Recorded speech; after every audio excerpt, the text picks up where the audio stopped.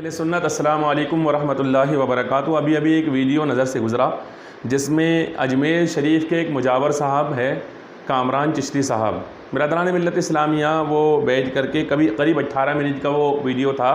اس video کے اندر وہ بڑی گفتگو لمبی چوڑی کر رہے ہیں، بہت ساری باتیں انہوں نے کہی ہیں، جس میں کچھ باتیں ان کی جو تھی وہ یہ ہے کہ آپ حضرات ملاحظہ فرمائیں گے ابھی انشاءاللہ تبارک و تعالیٰ، میں بتاتا ہوں آپ کو۔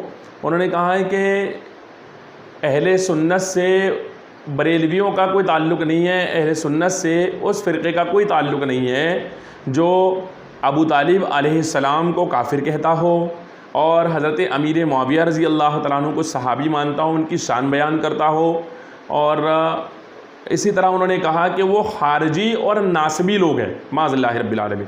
سنیں آپ حضرات ان کو۔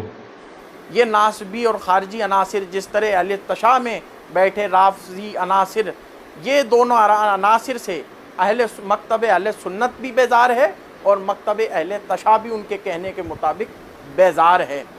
ہم یہ بات اچھے سے جانتے ہیں کہ اہل سنت والجماعت کا ایسے لوگوں سے تعلق ہرگز نہیں ہے جو معاویہ اور اس کی آل کے نعرے لگائے، ان کو کربلا کے مارکے سے بالکل مبرہ اور پاک رکھے کہ انہوں نے حکم نہیں دیا تھا، سیدہ کائنات سلام اللہ تعالیٰ علیہ پر بے ادبی کرے، گستاخی کرے، یا جناب ابو طالب علیہ السلام کی شان میں کفر کے فتوے دے، یہ بھی مکتب اہل سنت والجماعت سے کوئی تعلق نہیں رکھتے ہیں۔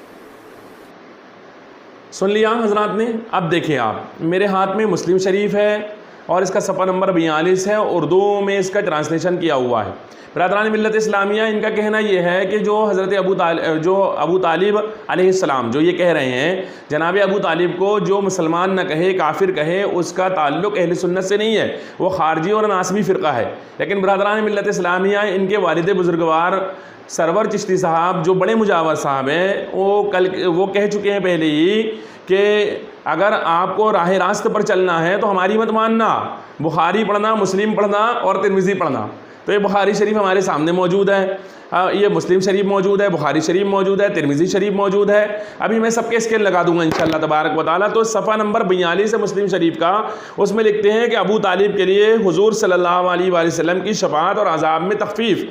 حضرت عباس رضی اللہ تعالیٰ عنہ کہتے ہیں کہ میں نے حضور صلی اللہ علیہ وآلہ وسلم سے عرض کیا، یا رسول اللہ، ابو طالب آپ کی نگرانی و مدد کرتے تھے اور آپ کے دشمنوں سے آپ کو بچاتے تھے، کیا ان کے اس عمل نے ان کو کچھ نفع پہنچایا؟ تو حضور صلی اللہ علیہ وسلم نے فرمایا، ہاں، میں نے آگ کے گہرے غار میں ان کو پایا اور وہاں سے ان کو نکال کر ٹخنوں تک آگ میں ان کو پہنچایا۔ دوسری حدیث ابو سعید خدری رضی اللہ تعالیٰ عنہ کی روایت میں یہ الفاظ ہے کہ حضور صلی اللہ علیہ وآلہ وسلم نے فرمایا کہ امید ہے کہ قیامت کے دن میری شفاعت سے ابو طالب کی عذاب میں تخفیف کر کے، کم کر کے ٹخنوں تک آگ کا عذاب کر دیا جائے گا۔ برادران ملت اسلامیہ، اب آپ بتائیں کہ ہم اگر کافر کہیں گے ابو طالب کو، جناب ابو طالب کو، تو یہی کہیں گے کہ ہم ناسبی اور خارجی ہیں ان کے بقول، اور ان کے ابا جان کہہ رہے ہیں کہ مسلم شریف پڑھو، مسلم شریف والے کہہ رہے ہیں کہ مطلب جو ہے تو وہ ابو طالب جو ہے تو کفر کی حالت میں مرے ہیں اور ان کو رسول اللہ صلی اللہ علیہ وسلم نے کھینچ کر ٹخنوں تک آگ میں کر دیا، یعنی ان کو بچا لیا۔ تو برادران ملت اسلامیہ، اب بتائیں بیٹے کی بات مانیں گے یا باپ کی بات مانیں گے؟ لیکن باپ پہلے ہی کہہ چکا ہے ہماری بات مت ماننا تو ان کتاب والوں کی بات ماننا، اس لیے ہم ان کی بات مانیں گے، ان کی بات نہیں مانیں گے۔ دوسری بات یہ کہہ رہے ہیں کہ ہاں معاویہ کا جو ذکر کرے وہ خارجی اور ناسبی ہے، تو حضرت معاویہ کا ذکر کل بھی میں نے سنایا تھا، آپ نے ویڈیو دیکھا ہوگا۔ حضرت معاویہ کا ذکر جو ہے تو بخاری شریف، یہ میرے پاس بخاری شریف ہے، صفحہ نمبر اس کا 418 ہے، دوسرا حصہ ہے، عربی اردو دونوں ہے۔ حضرت معاویہ رضی اللہ تعالیٰ عنہ کا ذکر اس طرح کرتے ہیں کہ حضرت ابن ابی ملیکہ رضی اللہ تعالیٰ عنہ فرماتے ہیں کہ حضرت معاویہ نے نماز عشاء کے بعد وتر کی ایک رکعت پڑھی، ان کے پاس حضرت ابن عباس کا آزاد کردہ غلام بھی تھا، اس نے واپس آ کر حضرت ابن عباس کو بتایا تو آپ نے فرمایا ان سے کچھ نہ کہنا کیونکہ وہ بھی رسول اللہ صلی اللہ علیہ وآلہ وسلم کی صحبت سے مشرف ہوتے رہے ہیں۔ دوسری حدیث حضرت ابن ابی ملیکہ رضی اللہ تعالیٰ عنہ سے کا بیان ہے کہ حضرت ابن عباس رضی اللہ تعالیٰ عنہ سے پوچھا گیا کہ آپ کی امیر المومنین معاویہ کے بارے میں کیا رائے ہے جبکہ وہ وتر کی ایک ہی رکعت پڑھتے ہیں؟ آپ نے فرمایا بے شک وہ فقیہ ہے۔ یہ دو ہو گئی، بخاری شریف ہو گئی۔ اب آپ آگے بڑھیں، انہوں نے، ان کے ابا نے کہا تھا کہ ترمذی شریف بھی پڑھو، تو ترمذی شریف تو کامران بابو کچھ پڑھ لیا کرو یار، کیوں ایسا کر رہے ہو یار؟ ایسا مت کرو نا، کیوں فرقے پھیلا رہے ہو، کیوں فتنے پھیلا رہے ہو؟ تمہارے بزرگوں نے تو اس طرح نہیں کیا، ہمارے بزرگوں نے تو اس طرح نہیں کیا، اگر آپ نے اپنے آپ کو اہل سنت کہتے ہو تو مت کرو نا یار ایسا، اس طرح کیوں مطلب لوگوں کو پریشان کر رہے ہو؟ آپ اتنی بڑی خانقاہ کے اندر بیٹھے ہیں سرکار غریب نواز رضی اللہ تعالیٰ عنہ کے یہاں پر، وہاں سے لوگوں کو پریشان کر رہے ہیں، آپ بلا وجہ الٹی سیدھی باتیں کر رہے ہیں، مت کریے یار ایسا، اور اگر کر رہے ہیں نا تو پھر آپ دلیل دیجئے، پھر ان کو کیا بولیں گے آپ؟ یہ ترمذی شریف ہے، مناقب معاویہ بن ابی سفیان رضی اللہ تعالیٰ عنہ، ترمذی شریف 755 ہے صفحہ نمبر، ترمذی شریف ہے، کہتے ہیں حضرت عبد الرحمن بن عمیرہ صحابی رضی اللہ تعالیٰ عنہ سے روایت ہے کہ نبی اکرم صلی اللہ علیہ وسلم نے حضرت معاویہ رضی اللہ تعالیٰ عنہ کے بارے میں یہ دعا مانگی کہ یا اللہ انہیں ہدایت دینے والا اور ہدایت یافتہ بنا دے اور ان کے ذریعے لوگوں کو ہدایت دے۔ برادران ملت اسلامیہ، حضرت امیر معاویہ رضی اللہ تعالیٰ عنہ کے تعلق سے حضور نے دعا مانگی اے اللہ انہیں ہدایت دینے والا، ہدایت یافتہ بنا دے اور لوگوں کو ان کے ذریعے ہدایت دے۔ تو حضرت معاویہ رضی اللہ تعالیٰ عنہ کے ذریعے ہدایت بھی ملے گی، وہ ہدایت یافتہ بھی ہے اور ہدایت دینے والے بھی ہے۔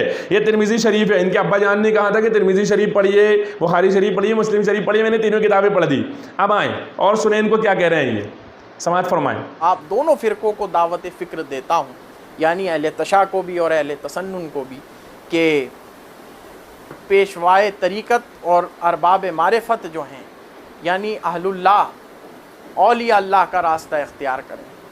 اس میں آپ کو ولایت علی بھی ملے گی اور اصحاب بزرگوار جو اولون سابقون مہاجرین اور انصار میں صحابہ ہیں، ان کی تعظیم بھی آپ کو نصیب ہوگی۔ یہ ایک راستہ ہے جو بیچ کا راستہ ہے، جس میں شیعہ سنی دونوں اپنی فکر و نظر کو اور اپنے قلب کو، اپنے مکتب کو ٹھنڈک بخش سکتے ہیں۔ اہل اللہ اور برادران ملت اسلامیہ، سماعت فرما لیا حضرات نے، یہ کہہ رہے ہیں کہ اہل اللہ کے راستے پر چلو، یعنی اللہ والوں کے راستے پر چلو۔ یار ہمارا امام بریلی شریف کی سرزمین سے پہلے ہی کہہ چکا ہے کہ لحد میں عشق رخ شہ کا داغ لے کے چلے، اندھیری رات سنی تھی چراغ لے کے چلے، تیرے غلاموں کا نقش قدم ہے راہ خدا، وہ کیا بہک سکے جو یہ سراغ لے کے چلے۔ تو ہمارے امام نے تو پہلے ہی بول دیا، بلکہ یوں کہتا ہے کہ اپنے دل کا ہے انہی سے آرام سونپے ہیں، اپنے انہی کو سب کام لو لگی ہے کہ اب اس در کے غلام چارے درد رضا کرتے ہیں۔ تو برادران ملت اسلامیہ یہ کہہ رہے اہل اللہ کے راستے پر چلیں۔ تو برادران ملت اسلامیہ اور پھر یہ کہہ رہے ہیں کہ خارجی ہے وہ شخص جو حضرت امیر معاویہ کی تعریف کرے۔